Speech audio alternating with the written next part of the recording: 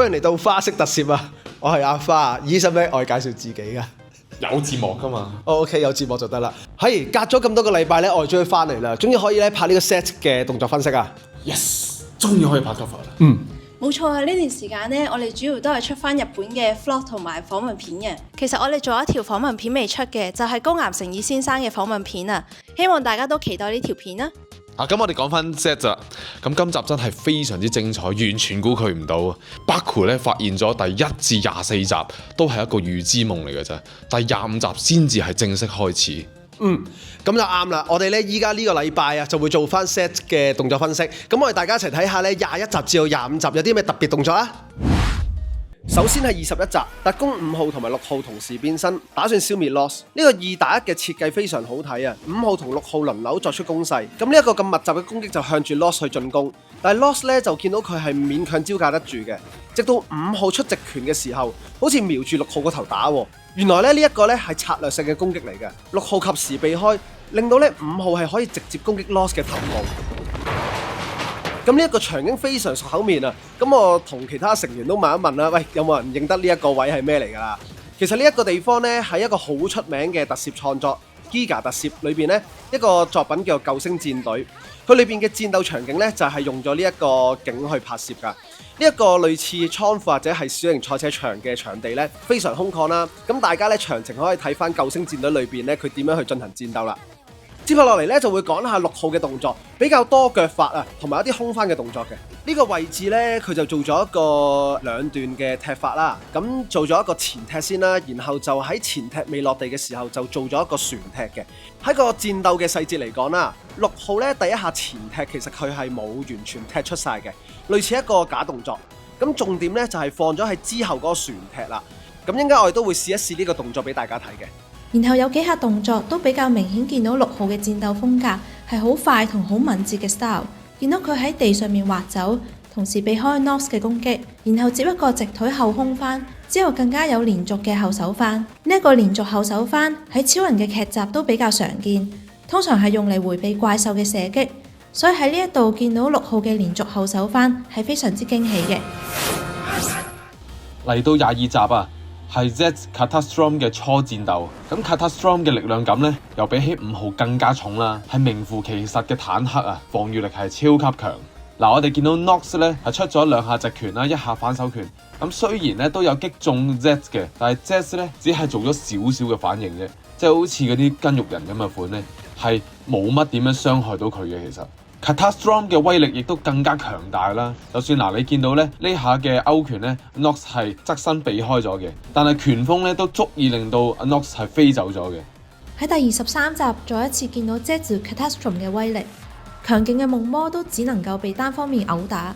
呢一度夢魔有一下反應動作係類似 Seochi， 喺中文係叫做扭打。阿花之前喺日本拍攝 Action Kick Girls 嘅時候都有呢下動作嘅。然後呢度都見到 Z 嘅勾拳動作比以往係更加誇張，無論係揮拳定係轉腰嘅幅度都係更加闊嘅，顯示出勾拳嘅力量。甚至見到揮拳嘅軌跡會係由下方起手，而唔係由頭側邊起手嘅。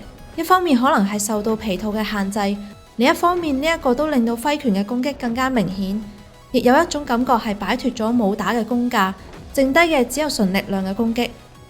24集啊，要先講一講 Z 闖入 Code 基地嘅鋪排。咁見到佢咧喺途中不停咁樣擊敗以往嘅夢魔啦，咁而且喺基地咧裏邊咧係造成好多破壞嘅。咁其中一個位置咧喺電梯入邊戰鬥咧，一講起電梯咧就聯想到美國隊長 Winter Soldier 裏邊咧嗰個經典嘅嗰場戲啊。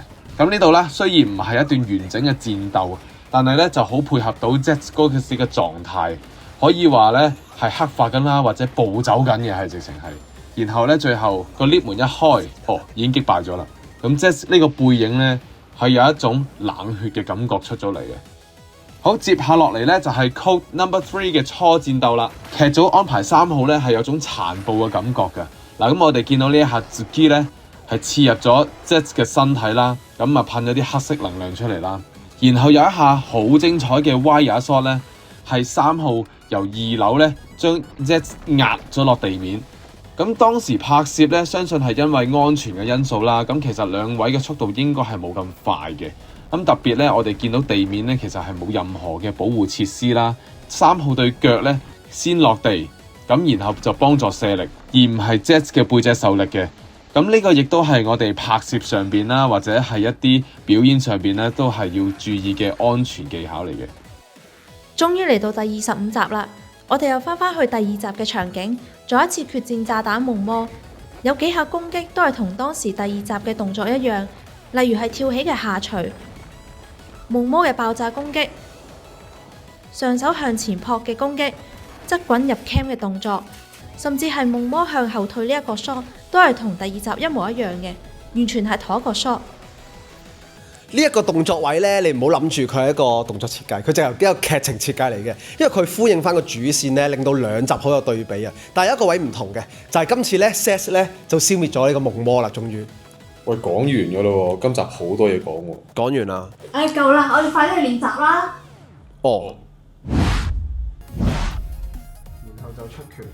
慢咗一個俾我 ，ready and action。OK 得 ，and action。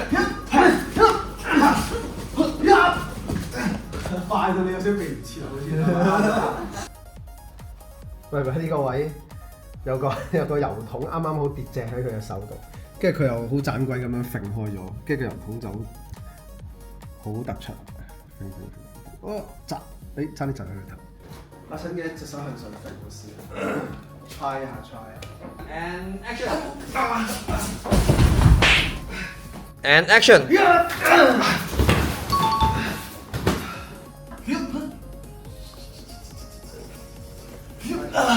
我而家示範一次咧 ，set 住咧點解會有一個咁嘅動作設計啊？好，打拳埋先。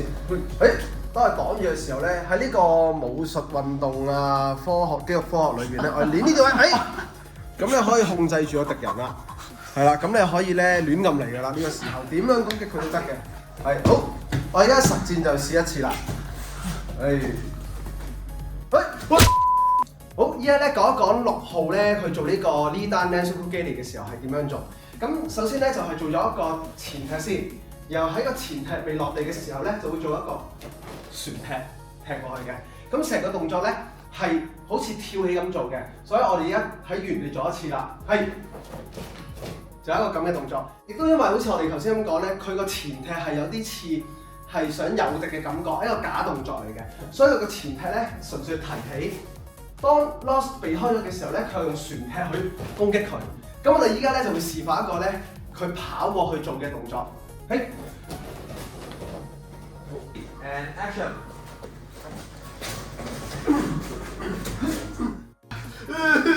真係打落嚟啊Ready and action。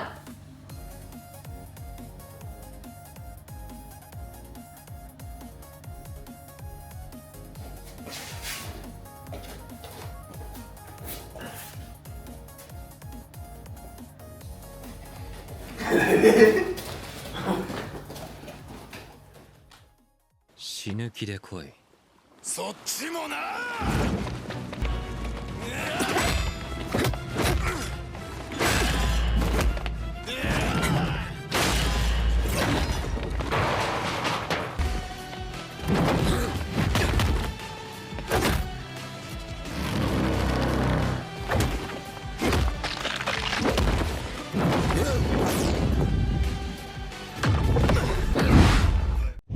係，咁我哋今日嘅動作 cover 係咁多啦。係咁多咋？點解啲鏡頭咁少㗎？我夠少咯。咁我哋咧今日就喺拍 cover 嘅時候咧，就主要係嘥下啲時間落去睇佢嗰個文戲點樣做。咁因為今次見到喺Zed 嘅新嘅形態啦，嗰個我哋叫大隻佬形態啊，見到佢咧係冇粗腳嘅喎，佢應該係力。唔，呢個唔覺得。所以咧，Lost 咧攻佢下盤係啱嘅。咁啊，我哋今日亦都睇咗好多關於Lost 嗰個演戲位啦。雖然 Lost 佢呢一個形態係已經出咗好多集㗎啦。但係佢喺佢嘅動作上邊啊，佢嘅瀟灑程度咧，其實喺一個皮套演員嘅演技嚟講，佢係有特登去鑽研過嘅。例如佢去同 Set 嘅呢個大隻佬形態打嘅時候咧，佢攻擊佢嘅身體啦，再做咗一個反手拳，佢唔係做完之後再攻擊嘅，佢係做完之後咧再 hold 一 hold 先嘅。呢一種咧，其實佢表達咗一個感覺就係 Lost 嘅打鬥方式係好瀟灑嘅。咁同埋 Set 嘅大隻佬形態都係啦，見到佢出拳啊、打拳，佢打唔中 Lost 嘅時候，佢有啲拳風打出嚟㗎嘛。佢嗰種感覺咧就好似以前70-80年代電影裏邊一啲美國大隻佬嘅刻板印象啊，就係佢每一拳打出嚟咧，都好似用成個 body 走出咁樣打出嚟嘅感覺。係啊，而佢嘅轉身動作都係咁樣咁樣轉，呢一個係特登去做出嚟嘅，因為佢想表示就係佢呢個 form 就係一種好有大隻佬嘅味道。咁呢個我覺得係好值得我哋作為皮套演員去學習嘅，因為你去演一個角色嘅時候，除咗你嘅文戲演技啊、你嘅武打動作好睇之外啦，你打嘅時候點樣去 build up 嗰個角色嘅一個 style 係好重要嘅。係啦，就係咁多。咁我哋咧今日嘅花式特攝係咁多啦。你哋兩個有冇咩感想？冇。OK， 好。我就先啦。好，今日辛苦大家啦。喺我 check 下先個 desktop。